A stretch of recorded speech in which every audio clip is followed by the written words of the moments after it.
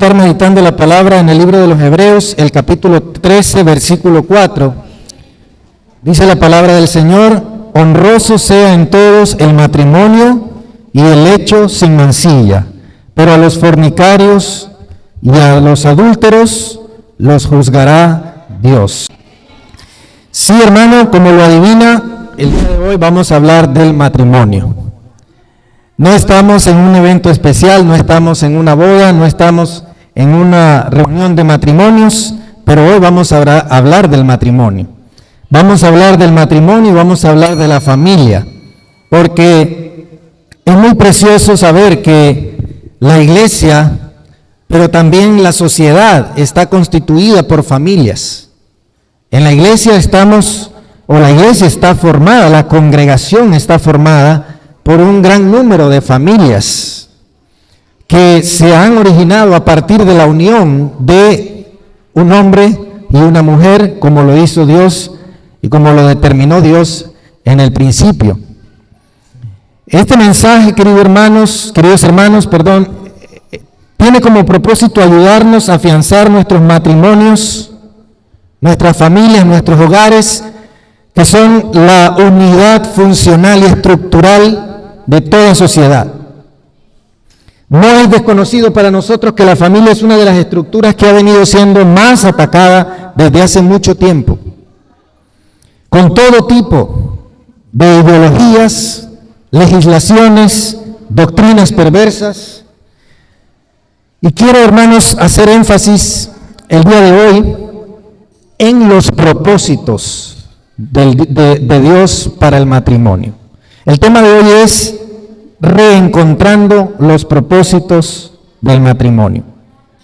El matrimonio, por definición etimológica, viene del latín. La palabra matrimonio viene del latín matris, que quiere decir madre, y del latín munium, que significa el cuidado o la protección. Así que en la sociedad romana, el matrimonio tenía como propósito la protección de la madre, la protección de aquella que estaba por dar a luz un nuevo ciudadano, un ciudadano romano. Por lo tanto, en el caso del hombre, al marido, se le exigía, ¿verdad? En la sociedad romana se le exigía el cuidado de la madre y por ende el cuidado del nuevo ser. Y esto es solo el origen de la palabra matrimonio como tal. No es el origen de la institución del matrimonio, porque sabemos que el origen de la institución del matrimonio se remonta al principio, cuando dijo Dios: no es bueno que el hombre esté solo. Eso ya lo sabemos. Y ya que el primer matrimonio se originó en la mente de Dios, hemos de encontrar en la Biblia, entonces, los propósitos de Dios para haber creado, para haber ideado, para haber instituido el matrimonio.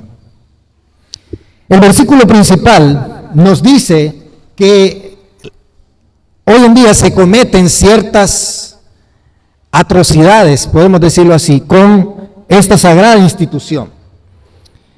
Dos de esas atrocidades nos menciona el versículo principal y son el adulterio y la fornicación. Y ya que, como dice el apóstol Pablo, esto erais algunos, dice Pablo a los corintios, y esto erais algunos de vosotros. Es decir, muchos de nosotros vivimos de esta manera antes de llegar al conocimiento de la verdad. Se supone que ya no, pero muchos vivimos en el pasado en unión libre. Muchos vivimos en concubinato, en adulterio, en inmoralidad sexual. Algunos se divorciaron una o más veces, otros dejaron sus hogares abandonando a sus mujeres e hijos, otros no se hicieron responsables de sus hijos, dejando hijos regados por todo lado. Por eso Pablo dice, y esto erais algunos. Porque ciertamente en el pasado nosotros tuvimos algunos desórdenes en la vida. Pero no es la voluntad de Dios que nosotros vivamos de esta manera ahora que estamos en Cristo. Es la voluntad de Dios, por lo tanto, que nosotros en nuestras relaciones matrimoniales construyamos una sociedad estable, una sociedad honorable, una sociedad pura. Porque dije que la base de toda sociedad, la unidad funcional y estructural de toda sociedad es la familia, el matrimonio. Ahora, nos compete a nosotros, en un mundo tan perverso, ser esa reserva moral. Nos compete a nosotros, la iglesia, que no se extingan los valores, que no se extinga la honestidad, la honorabilidad, la castidad, la pureza. Porque si no fuera por los que tratamos de vivir ajustados a la palabra de Dios, ¿qué sería de este mundo? ¿Verdad?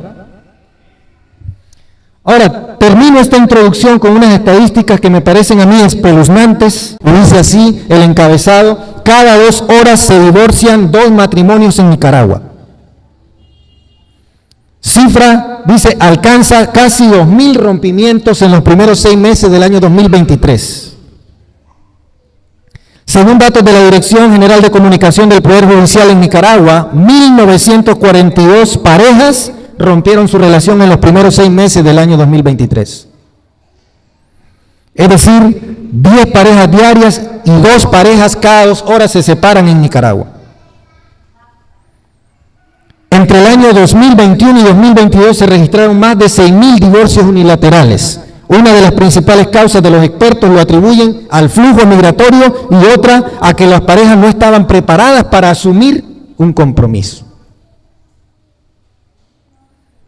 Es asombroso, ¿verdad? Y esta es la realidad que vivimos aquí en nuestro país. No son cifras de otro país. Me imagino que las cifras de otros países más poblados y más de primer mundo, entre comillas, pueden ser incluso más infladas, más grandes.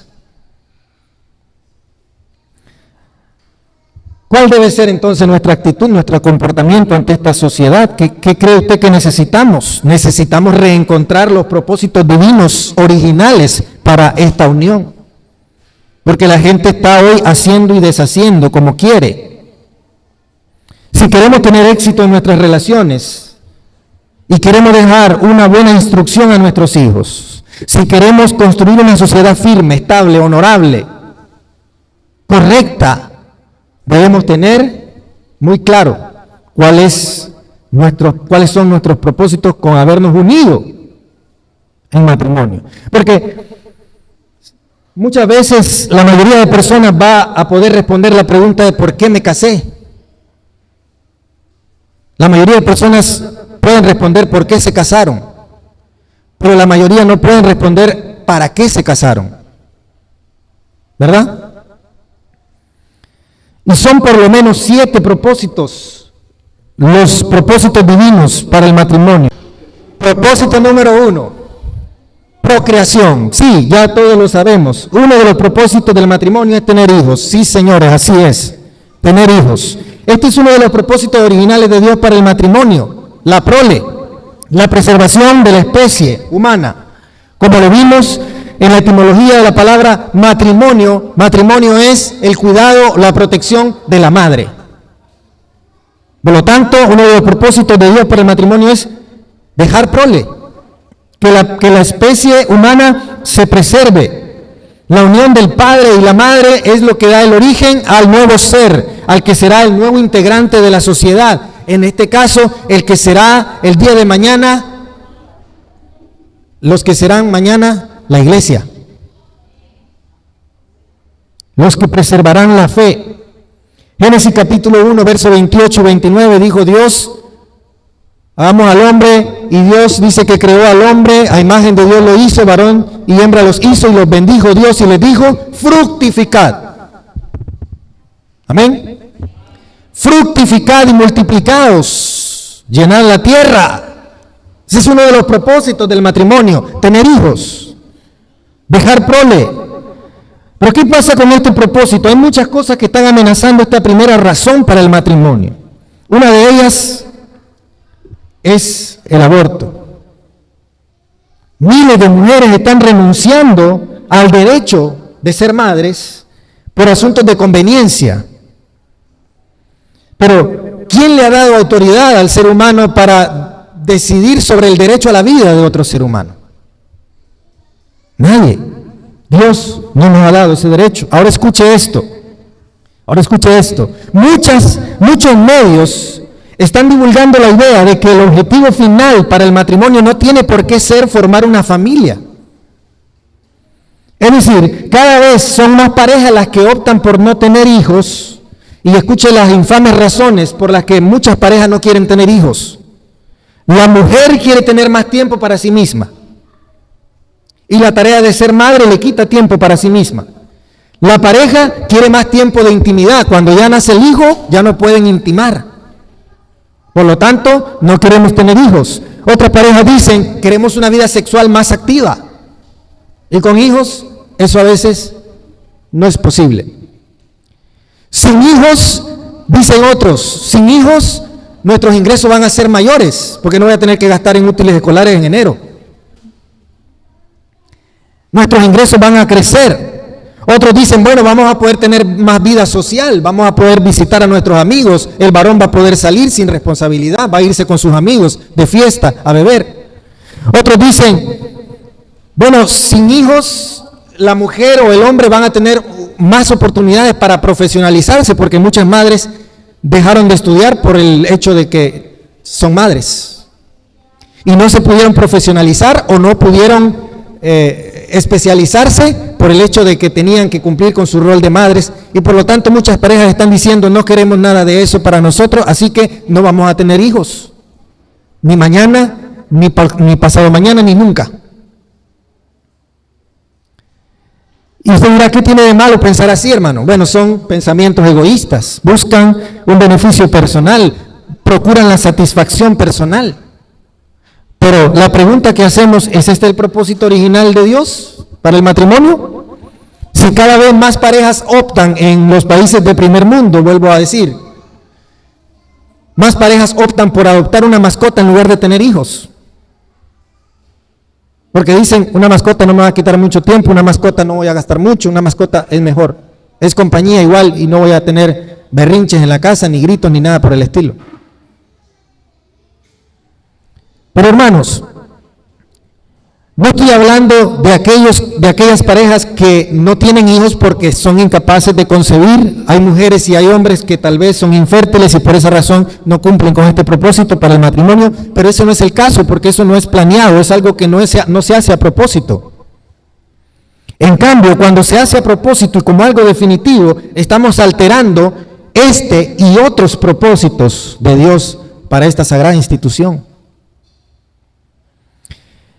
Mire este ejemplo. En China, entre los años 1982 y el año 2015 se implementó la política de hijo único como alternativa para regular la sobrepoblación que había. Es decir, en China, en las zonas urbanas, las parejas solamente tenían derecho de tener un solo hijo. Y eso fue política del gobierno para bajar la sobrepoblación que había. Pero ¿cuáles fueron los resultados? Bueno, lógicamente las parejas no podían decidir qué sexo de niño iban a tener. Y si lo podían hacer, tenían que recurrir al aborto. La mujer sabía que tenía una niña y como el privilegiado tenía que ser el niño, mejor abortaban y decidían tenerlo hasta que fuera varón. ¿Y qué pasó? Esta medida repercutió en una drástica reducción poblacional, la población de China se redujo, pero también tuvo efectos descomunales en la economía. ¿Por qué? Porque la fuerza laboral disminuyó también en China. y por lo tanto se afectó la economía de China y la del mundo. También hay otra crisis que se está viviendo en China, es decir, regular la cantidad de hijos que podía tener una pareja repercutió en la tasa de nacimientos de bebés femeninos, lo que quiere decir que hoy en día en China hay 31 millones más de hombres que de mujeres. Entonces las mujeres están muy cotizadas en China hoy, porque resulta que a razón de una china para 2 chinos en China hoy. Todo eso es producto de haber regulado la tasa de natalidad, de haber regulado y de tratar de manejar este propósito divino para el matrimonio al gusto y antojo del ser humano. ¿Se fija? Eso solamente en China. ¿Qué tal que pasara en todos los países del mundo? ¿Qué tal que todas las parejas del mundo decidieran no vamos a tener más hijos? Se acaba la población del mundo. ¿Se da cuenta? Ese es uno de los propósitos, el primer propósito del matrimonio, la procreación. Y el segundo tiene que ver mucho, la formación. El matrimonio tiene como propósito la formación de los nuevos ciudadanos, de los nuevos integrantes de la iglesia, de los nuevos integrantes de la sociedad. Todos sabemos esto. Es cierto lo que dicen, que la escuela es el segundo hogar, ¿cierto? Pero hay una regla más importante, y es que el hogar es la primera escuela. Porque en el matrimonio Dios puso un propósito importante, que es la formación. Los padres tienen la obligación de formar a la nueva generación. ¿Y saben cuál es la causa por la que esta generación se le conoce como la generación de cristal? Dicen algunos, porque tuvieron padres de algodón. Padres frágiles engendran hijos frágiles, crían hijos frágiles. Y luego hijos frágiles generan tiempos difíciles. La extinción de los valores, el aumento de la depravación, la falta de respeto son el resultado de una mala formación o de una formación nula que muchos hijos están teniendo. Se nos ha enseñado ahora que está mal corregir a un hijo. Se nos ha enseñado que es algo retrógrado usar la faja para corregir a tu hijo. Se nos está enseñando que lo debo llevar a terapia en lugar de regañarlo o de castigarlo. ¿Se da cuenta? Y este propósito de Dios está siendo amenazado, que tú puedas formar a tu hijo. Había olvidado poner la base bíblica para este propósito del matrimonio. Efesios capítulo 6, versículo 4 dice: padres, no exasperéis a vuestros hijos, sino criadlos en disciplina y en amonestación del Señor. Este es un propósito para el matrimonio. En algunas sociedades se atribuía la función de la crianza y de la educación de los hijos, especialmente a la madre. Y esto es algo que parece tener cierto apoyo bíblico. Si usted lee 2 de Timoteo capítulo 2, verso 15, dice: pero se salvará engendrando y criando hijos, si permaneciere en fe. En el caso de la mujer. Sin embargo, sabemos que la educación de los hijos es responsabilidad de ambos padres. Pero ¿qué pasa con ellos? ¿Qué pasa con aquellos que no han sabido cumplir su responsabilidad? ¿Qué pasa con aquellos hombres que han abandonado a sus mujeres y han dejado a sus hijos botados? ¿Qué pasa? Que están pervirtiendo el orden divino. Y esto nos da pase al tercer propósito del matrimonio, que es la provisión. La provisión. Este es un propósito divino para el matrimonio y se encuentra en varios versículos. Uno de ellos es Génesis capítulo 3, versículo 19. Disculpen si voy bastante rápido, pero es que tengo que cubrir mucho campo y no tenemos mucho tiempo. Génesis capítulo 3, versículo 19 dice: Dios le dice a Adán: con el sudor de tu rostro comerás el pan hasta que vuelvas a la tierra. Y el libro de 1 de Timoteo capítulo 5, versículo 8. 1 de Timoteo capítulo 5, versículo 8, escuche lo que dice: porque si alguno no provee para los suyos, y mayormente para los de su casa, ha negado la fe y es peor que un incrédulo. El matrimonio tiene como propósito la provisión. Y otra vez, esto en algunas sociedades, esta función parece ser atribuida principalmente al hombre. Y la Biblia parece dar apoyo a este orden. Sin embargo, no quiere decir que la mujer no pueda trabajar. ¿Recuerdan el proverbio de la mujer virtuosa? Dice que ella aplica sus manos a la rueca y al uso, y ella confecciona telas y las vende, y ella está preocupada por sus negocios y los atiende, y sus hijos no padecen de hambre. Entonces, ambos, el hombre y la mujer, pueden colaborar para el sustento del hogar, para ganar el pan con el sudor de la frente, como dice la Escritura. Pero muchos matrimonios se han fracturado, escuche bien, se han fracturado debido a que el hombre, como el proveedor principal, no cumple esta función. Es irresponsable. Hay hombres holgazanes, hay hombres descuidados. El hombre, hermano, que se comporta de esta manera, dice la Biblia, no lo digo yo, el hombre que se comporta de esta manera no es cristiano. Ha negado la fe, es peor que un incrédulo, el que no provee para su casa. Y hermanos, no digo que el hombre sea forzosamente el único que provea, pero en él descansa la función principalmente. Y hay parejas que terminan separándose porque cada quincena es un terrible pleito por asuntos económicos. ¿Sabían eso? Cada quincena o cada día de pago, pleito en la casa. Porque no trajiste esto, o porque la mujer gastó esto, o porque aquello.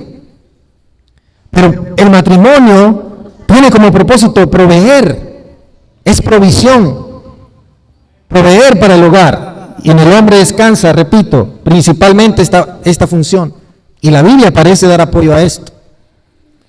Ahora, cuarto propósito para el matrimonio, el placer sexual. El placer sexual no es el propósito final del matrimonio, pero es una de las razones para el matrimonio. Vamos a ver Génesis capítulo 2, verso 24. Génesis capítulo 2, verso 24. Amén. Génesis 2, 24 dice: por tanto dejará el hombre a su padre y a su madre, y se unirá a su mujer, y serán una sola carne. Este parece ser, como dicen algunos escritores, este parece ser un eufemismo para referirse a la relación sexual. Porque parte del propósito para el matrimonio es el placer sexual, que la pareja pueda experimentar el placer sexual natural, ordenado, dado por Dios para los seres humanos. Miremos 1 Corintios capítulo 7, versículo 3. El marido cumpla con la mujer el deber conyugal, y asimismo la mujer con el marido.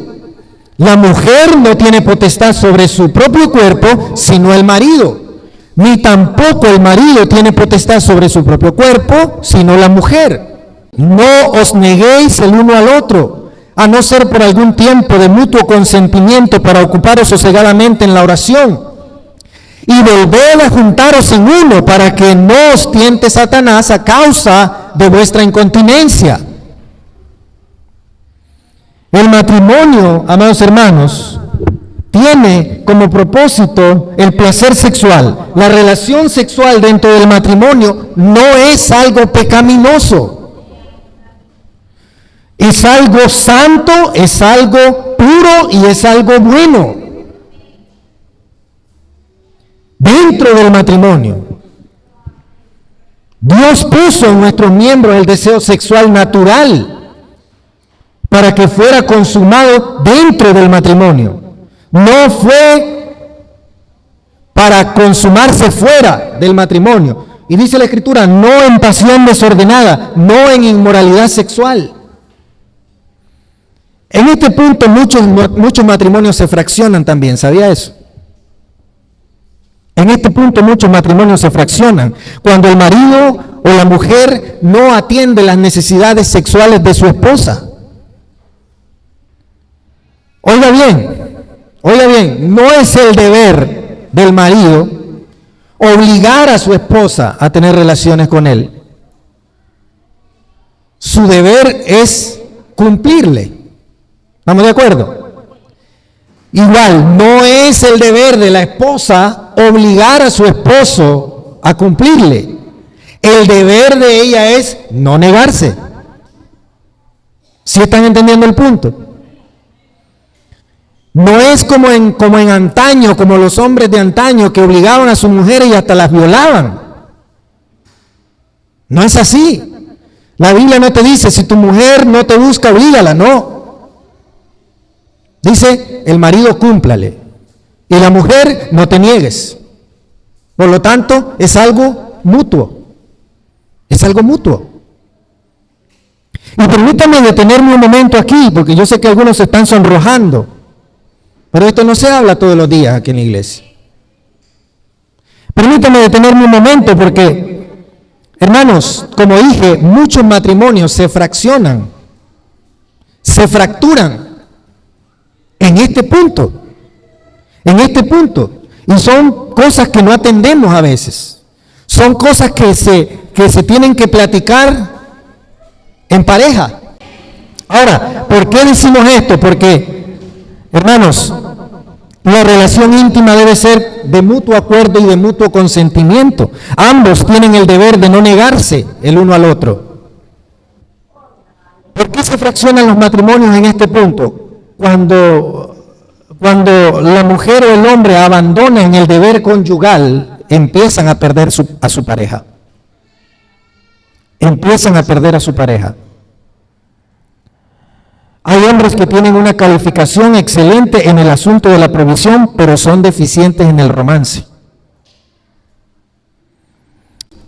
Hay mujeres que son excelentes en el servicio y el cuidado del hogar, pero son frías en el asunto del romance.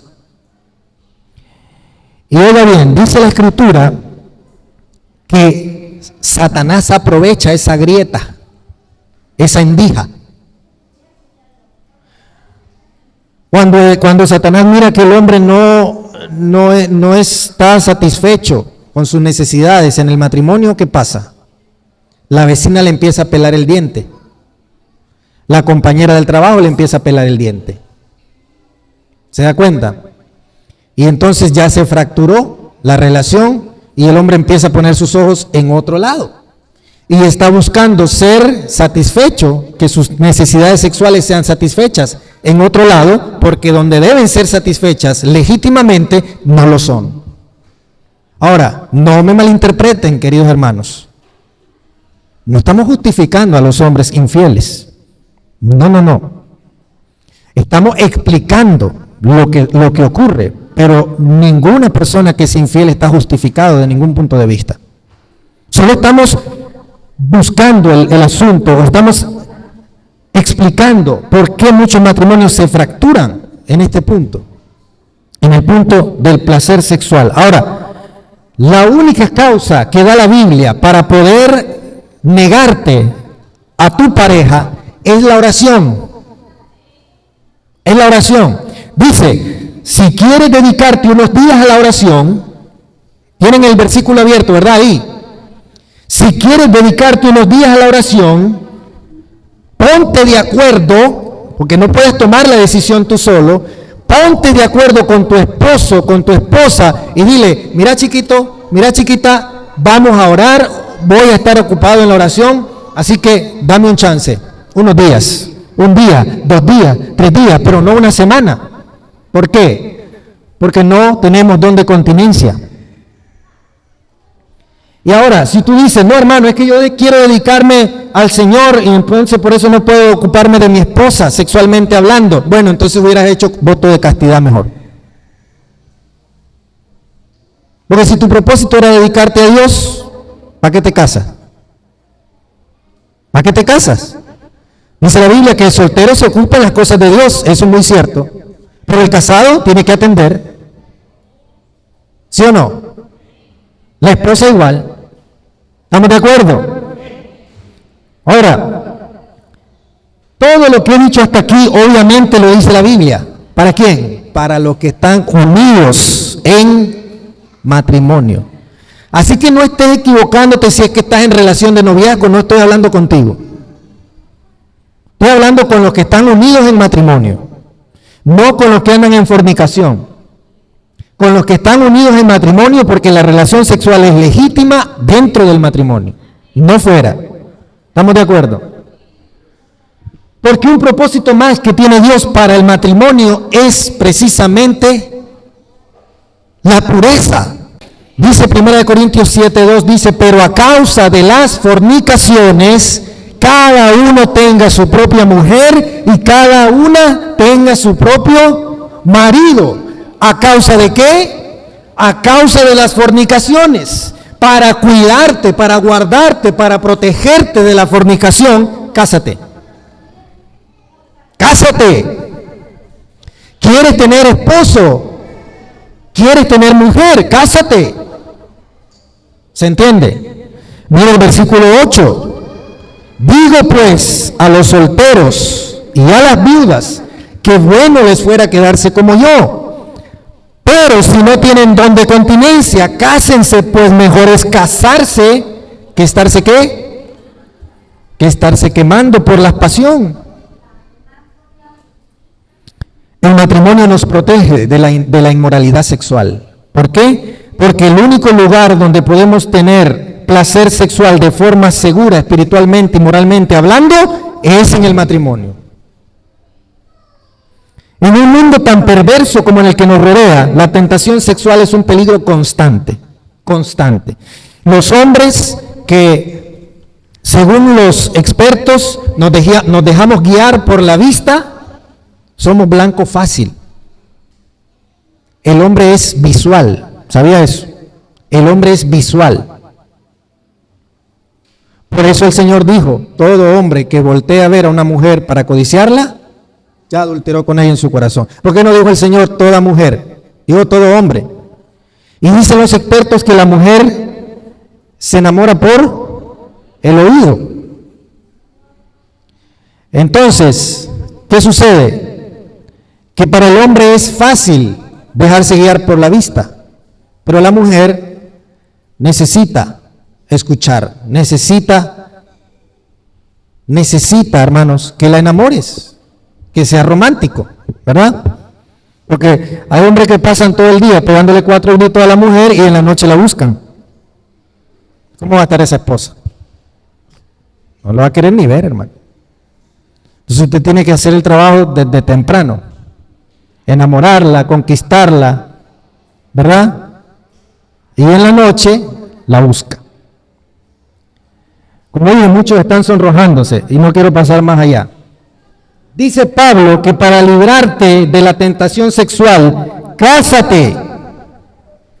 Cásate, aunque sabemos también que a algunos no les basta con estar casados y andan por ahí. Pero bueno, eso es tema para otro sermón.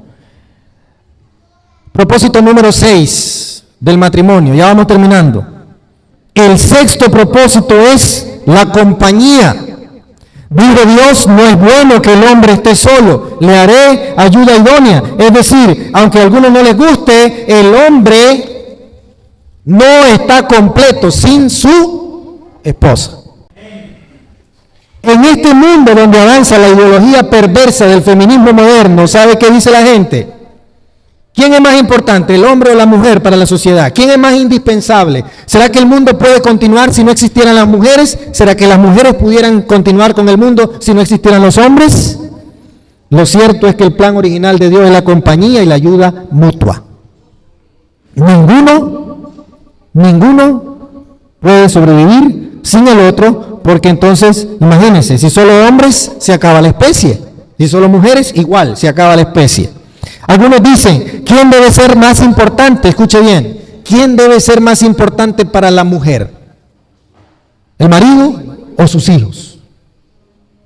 ¿Verdad? ¿Cuántos se han hecho esa pregunta? ¿Cuántas mujeres se han dicho? ¿A cuántas mujeres le han dicho? ¿Cuántas mujeres han comentado? ¿Cuántas mujeres han dicho, ¿quién es más importante para la mujer? ¿Quién debe ser más importante, los hijos o el hombre o el marido? Bueno, por lo general esta pregunta se hace cuando los hijos no son biológicos de ambas partes. Pero sabemos, hermanos, escuchen bien esto, lo cierto es que antes de la procreación y de la formación está la compañía. Y esto se ve en que la procreación y la formación de los hijos son un propósito que se cumple. Pero el propósito de compañía se extiende. ¿Qué quiere decir? Que cuando los hijos ya están criados y formados, ¿quiénes quedan en la casa? Los dos viejos. Entonces el propósito de compañía sigue, ¿sí o no? Y usted dirá, bueno, mis hijos son más importantes que mi marido, que se vaya ese viejo, dice la mujer. Pero mis hijos son mis hijos. Bueno, pero tus hijos se van a ir también algún día. Y te vas a quedar sola. Y el propósito del matrimonio es compañía. Que los dos mueran viejitos. Que se acompañen hasta las canas. Y esa es una etapa que los expertos llaman el nido vacío, cuando ya los hijos se fueron. Y solo quedan los dos viejitos ahí en la silla mecedora. El nido quedó vacío. Es decir, que la compañía sigue después de la procreación, después de la formación. Y el último propósito con el que vamos a terminar es el propósito, como dicen los biblistas, del retrato. ¿Qué quiere decir retrato? Algunos biblistas explican que uno de los propósitos para el matrimonio es retratar la relación de Cristo con su iglesia.